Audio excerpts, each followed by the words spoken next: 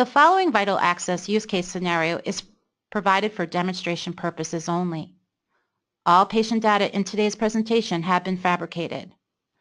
The information displayed from the reference organizations is fictitious and used for demonstration purposes only. Okay, so let's meet Ginger Snaps. Ginger is a 75-year-old female who lives in Essex. Her primary care physician is at Alderbrook Family Health, and she usually receives care at the University of Vermont Medical Center. She is being seen at Alderbrook for a follow-up regarding a recent injury and hospitalization at Rutland Regional Medical Center. The care coordinator at Alderbrook sees Ginger as coming in the next day as a follow-up of her recent injury. The care coordinator views Ginger Snap's record in VITLAccess. I'm now going to turn it over to Kat Meyer, who will take us through Ginger's record. Okay, so this is Kat, and I'm going to take on the role of a care coordinator and walk through how VITLAccess can be used as Ginger Snaps transitions from the acute hospital setting back to her primary care office. The process to ensure that no PHI was used in the building of this patient is going to result in some of the details being a little incongruous with the story, so I'm going to ask you not to look too close at the clinical data as it may not always make sense. Our focus today is to show you functions within VITLAccess. So I have noticed that Ginger will be coming into the office tomorrow for a follow-up visit. I do not have access into Rutland Regional Medical Center's electronic health record. Prior to VITLAccess, I would have to rely on Rutland sending me information from her admission, which may have led to phone calls and faxes in order to receive all the data needed for this visit. All right, so I am on the patient search screen, and I'm going to type in her name, which is Ginger Snaps. I like to do first name last. You can do last name first if you'd like. You just have to remember to put a comma between the two if you choose to do it that way. Now the search is going to return two names. I have Ginger Snaps twice here, but different dates of birth.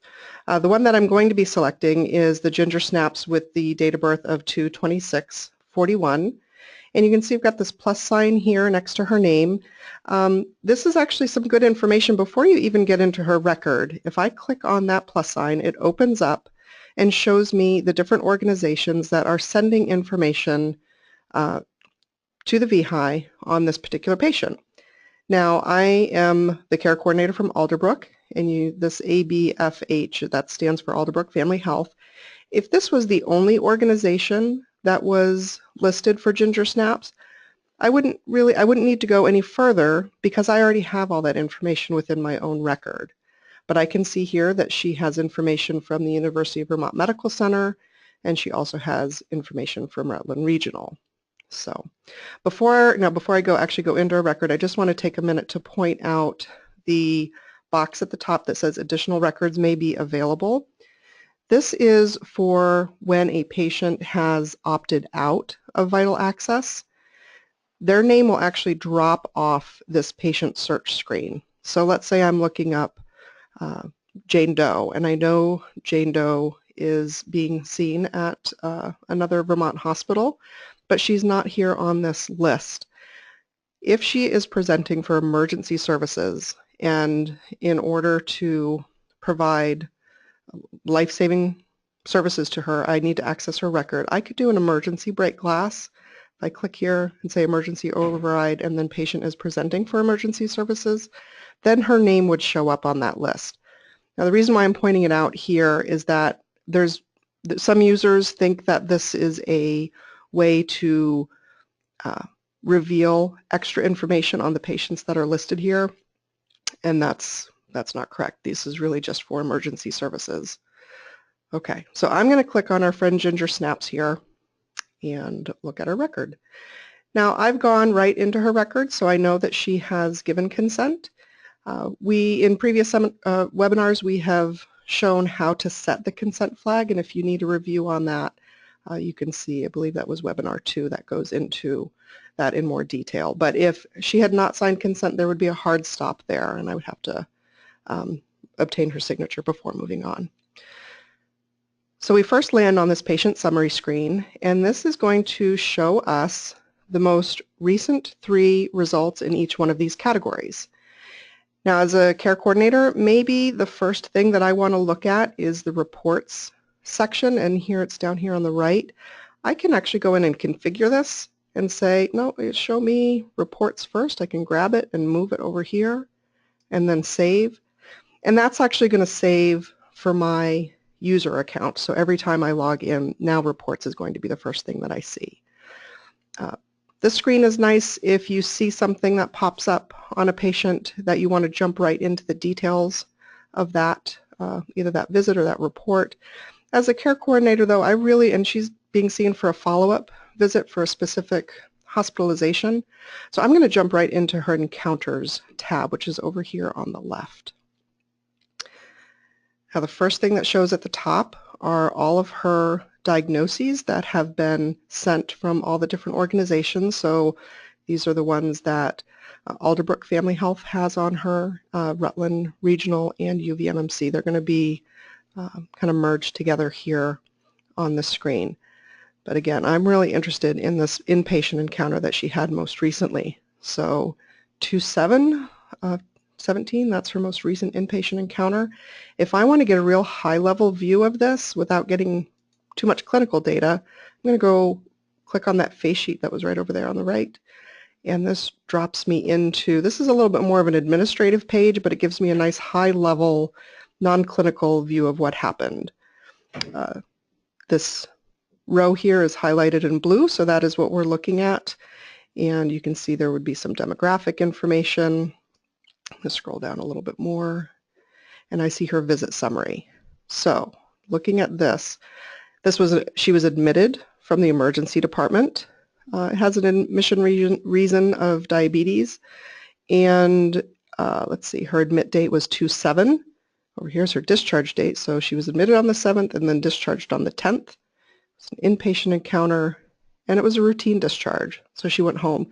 Other things that you might see here are transferred maybe to another, to a tertiary center, or discharged to a SNF, or discharged with VNA services. And then as we scroll down again, we're going to see a little bit more details. These are the doctors that took care of her while she was in the hospital. Her problems, she had a concussion and a wrist fracture due to a fall. And again, some more administrative information like emergency contact and guarantor.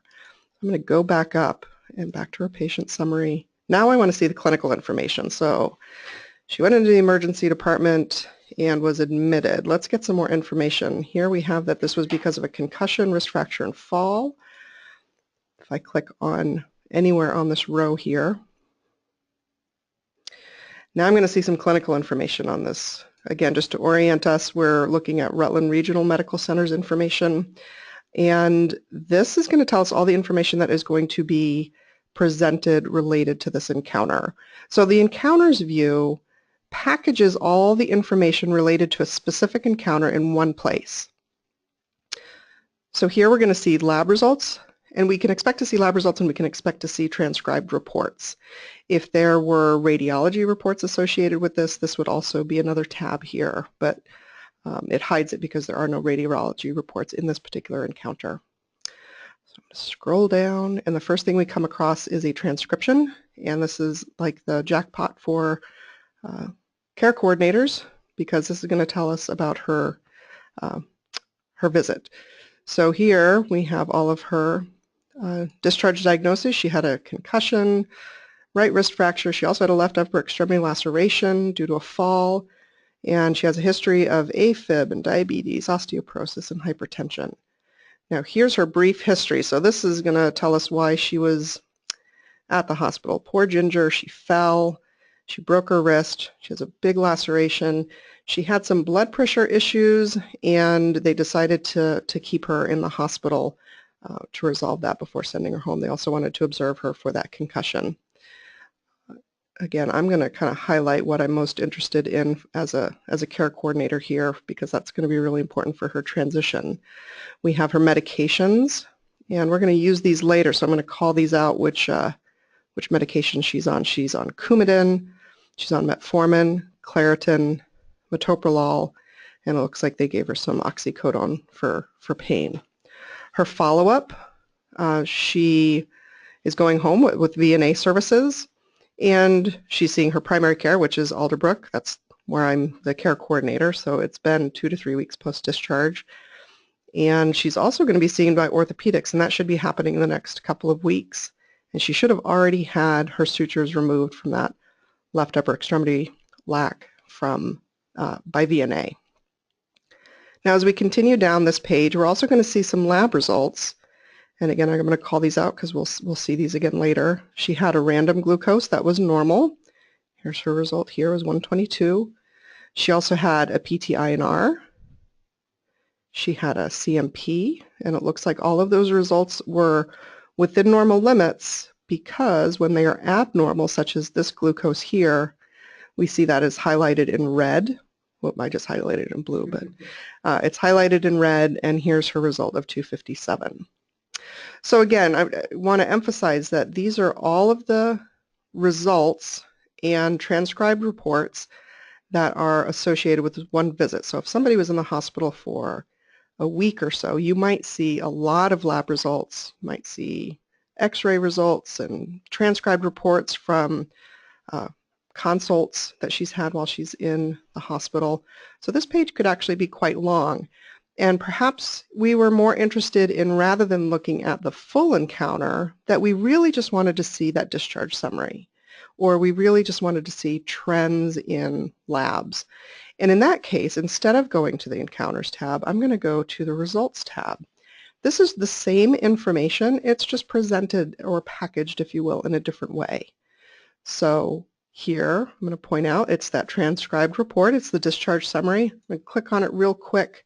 It's the same exact thing that we saw under the Encounters tab. It just shows up by itself. So, I'm going to go back. And also here we have that normal glucose. We have the PT-INR, the CMP, and the glucose that was random, that was abnormal. And all abnormal results are going to be highlighted in red. Then again, if I click on this and I scroll down, this is the only one that we see. Okay. Whoop. Now, a couple of other things about this. So again, I talk about how it's packaged. If we look at, here's our random glucose. These are all dated on 2/8, except for the transcribed report, which was 2/10. So in this view, we don't necessarily know that these are all related to the same visit.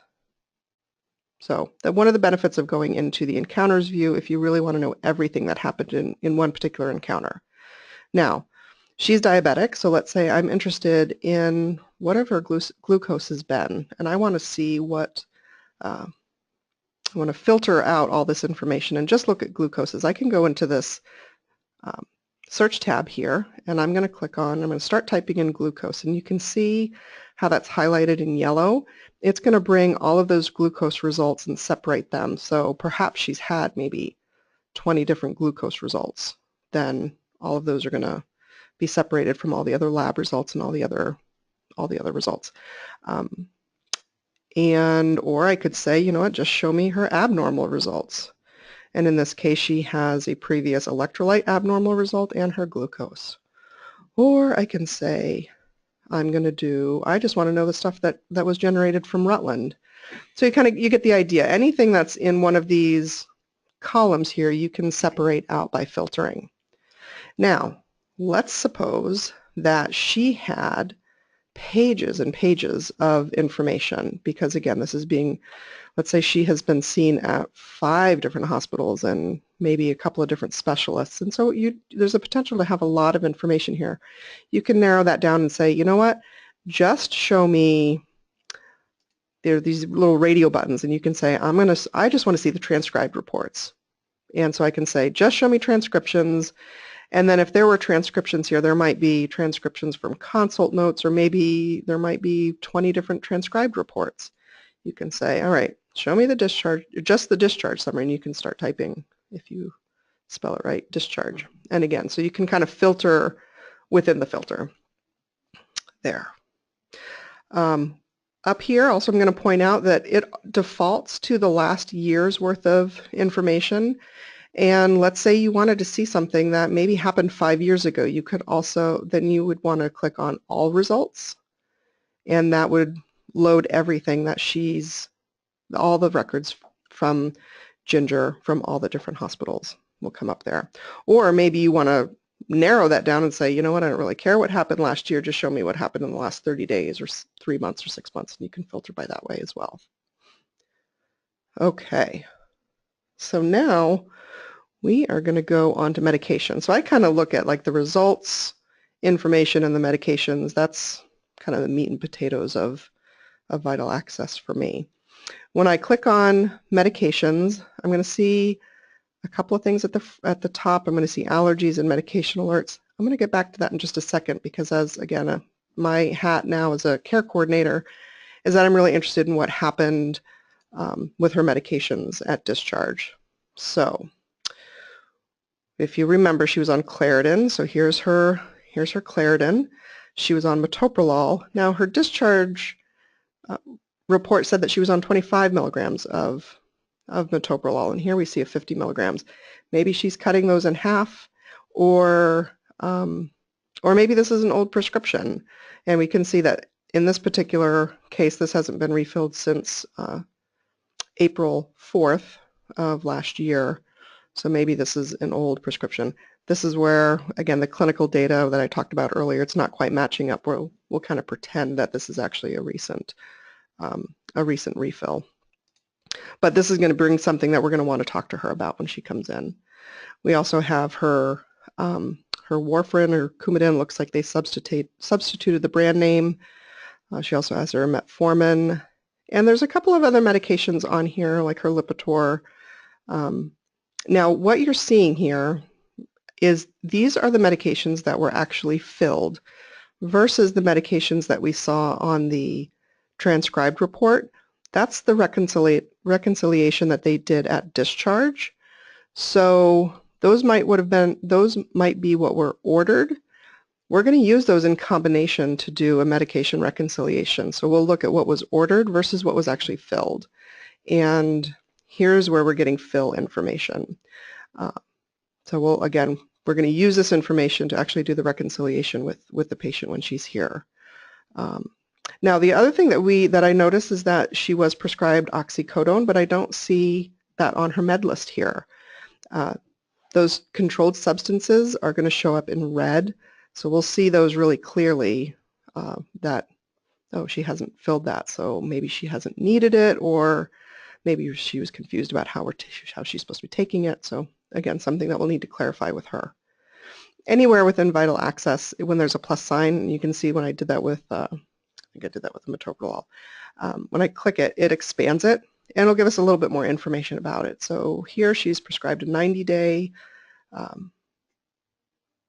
supply, and she was given 130 tabs.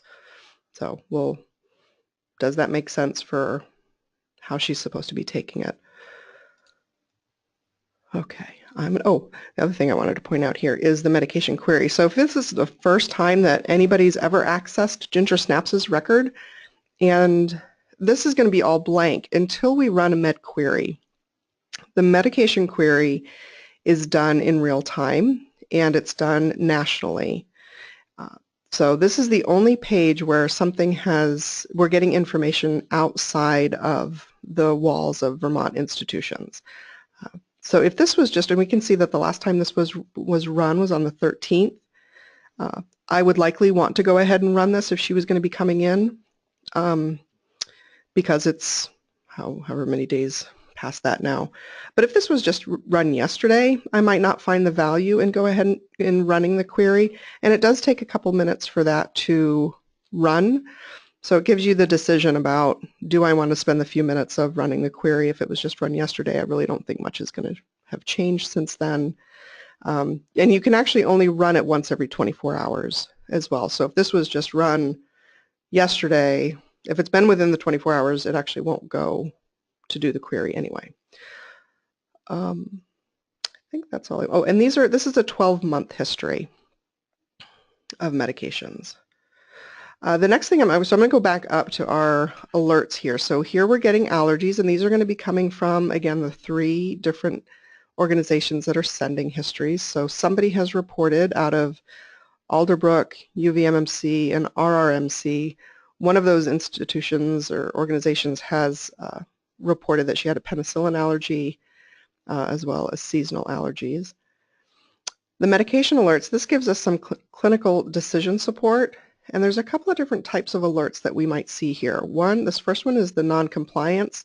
I'm going to highlight the non-compliance of her test strip. So she's diabetic, and if this, what this tells me is that she has had refills for these test strips, and she hasn't been filling them. So this is going to highlight that, and we're going to check with her on how frequently she's really testing her sugar, because if she's supposed to be testing those 4 times a day, but she has not refilled her test strips in 6 months, then we might want to confirm with her that she is actually testing like she should.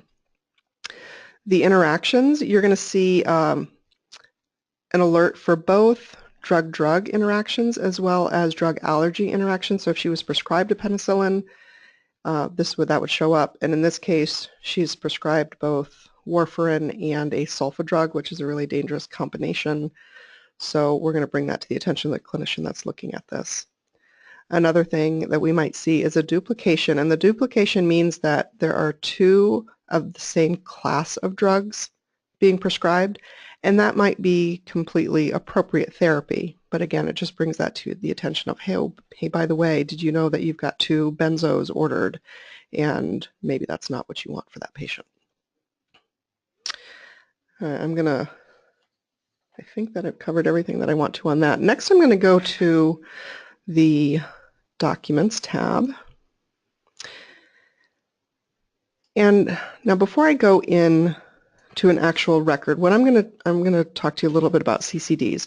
So CCDs, or what's known as continuity of care documents, they were born out of meaningful use. And the intention is to aggregate basic medical and administrative information that can be forwarded to another provider in the support of care transitions.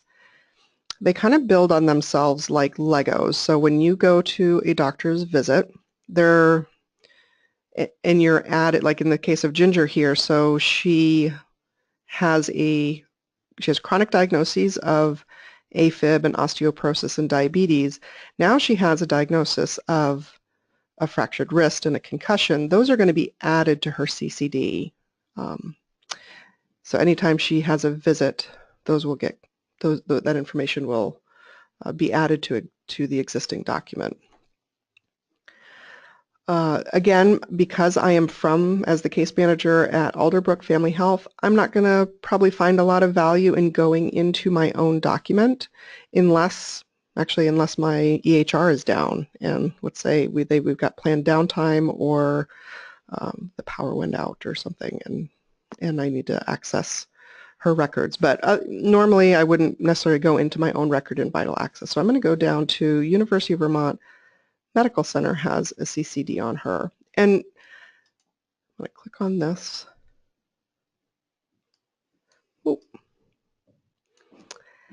and again, I want to point out at the top of every page, you've got where this information is coming from.